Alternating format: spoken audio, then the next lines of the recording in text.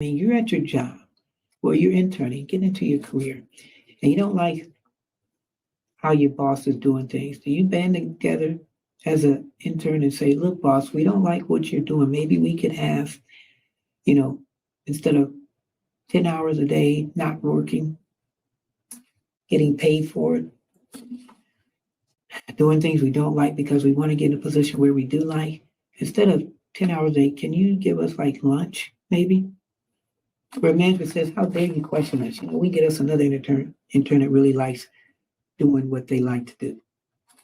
So, for instance, President Biden, does your TV show you these children in Gaza? Does their murder deserve your condemnation?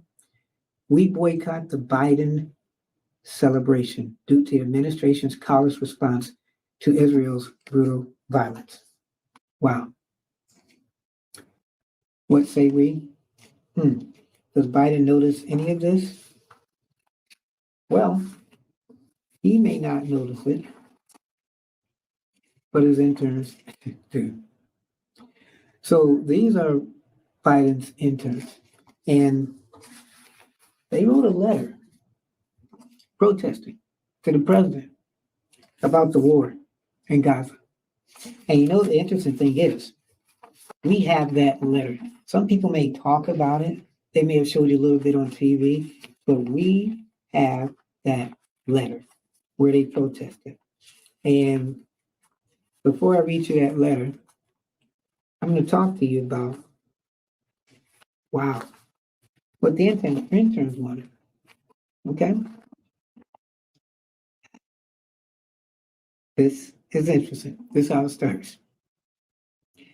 The White House interns demand Biden call for ceasefire. And these are interns. We, the undersigned fall 2023 White House and Executive Office of the President interns, will no longer remain silent on the ongoing genocide of the Palestinian people. That's how the letter began. So now more than 40 anonymous interns, they issued this letter to Biden, President Biden, and Vice President Harris, demanding that the administration call for an immediate ceasefire in Gaza and support a political solution to end Israel apartheid. And these are interns saying this, okay?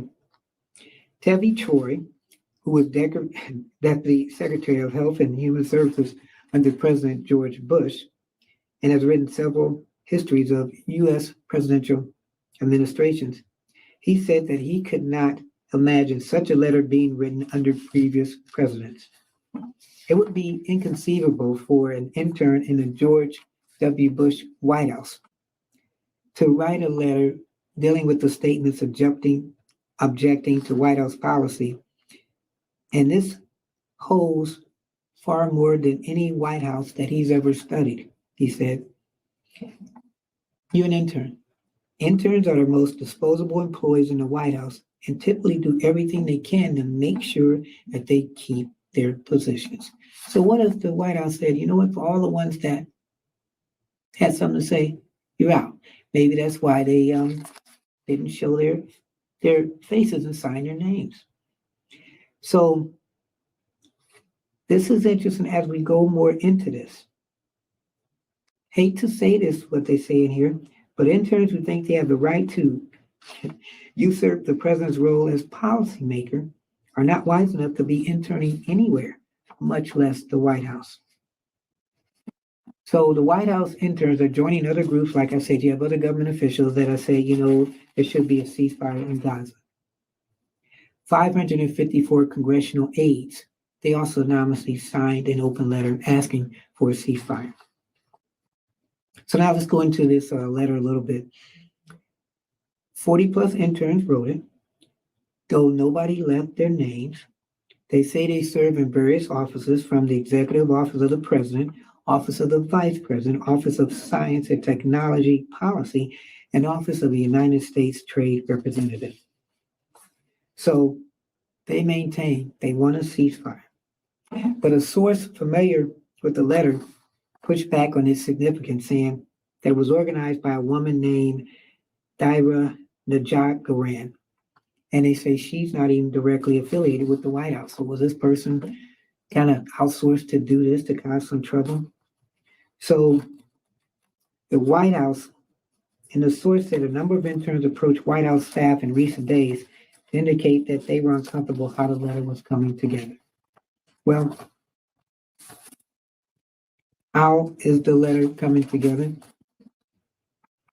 So in this letter, it said they were looking for a ceasefire. And it is very interesting because as they're looking for a ceasefire, Biden has still said that they have to decide if they want to do a ceasefire, if it's worth doing. So interns right here, okay? Okay, that's the interns right there.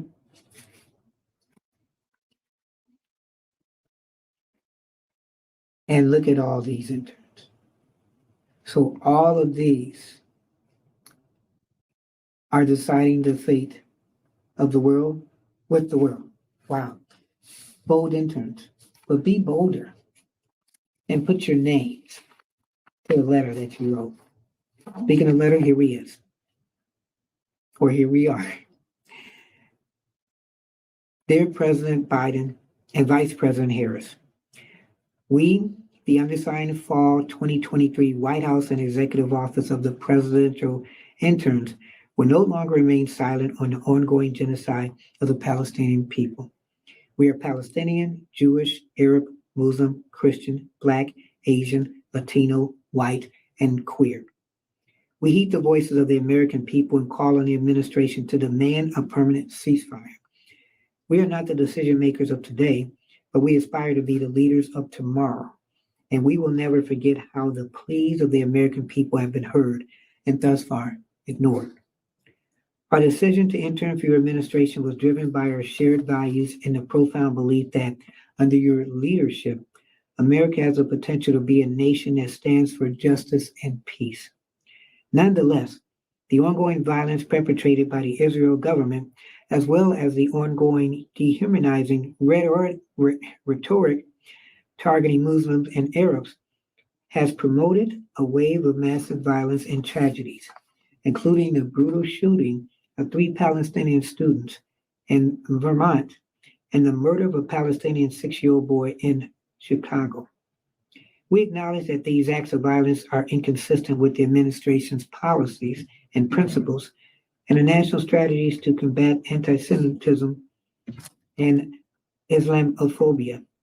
We were horrified by the brutal October 7th Hamas attack on Israel's citizens, and we are horrified by the brutal and genocidal response by the Israel government funded by our American tax dollars, which has killed over 14,000 innocent Palestinian citizens in Gaza, a large percentage of whom are children.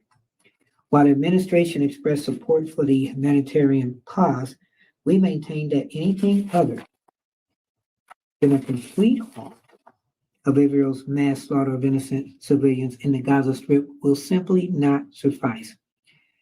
We urge the Biden-Harris administration to call for a permanent ceasefire now, a release of all hostages, including Palestinian political prisoners, and to support a diplomatic solution that will put an end to the illegal occupation and the Israel apartheid in accordance with international law and for a free Palestine. In solidarity, 40 plus White House and EOP interns for Palestine, Domestic Policy Council, Executive Office of the President, Executive Office of the President, Council of Economic Affairs, Office of Clean Energy Innovation and Implementation, Office of Presidential Correspondent, Office of Science and Technology Policy, Office of United States Trade Representative, Office of the Vice President, White House Council on Environmental Quality, and other White House officers who wish to remain anonymous. That's the letter right here. So excuse me if I mispronounce some words. There's a lot of reading, and I'm doing a lot of cold reading, but hopefully you get the picture. So again, this is the letter that the intern wrote. Everybody is against this war. Most people want ceasefires. But what does the White House want? Really, What does the White House want?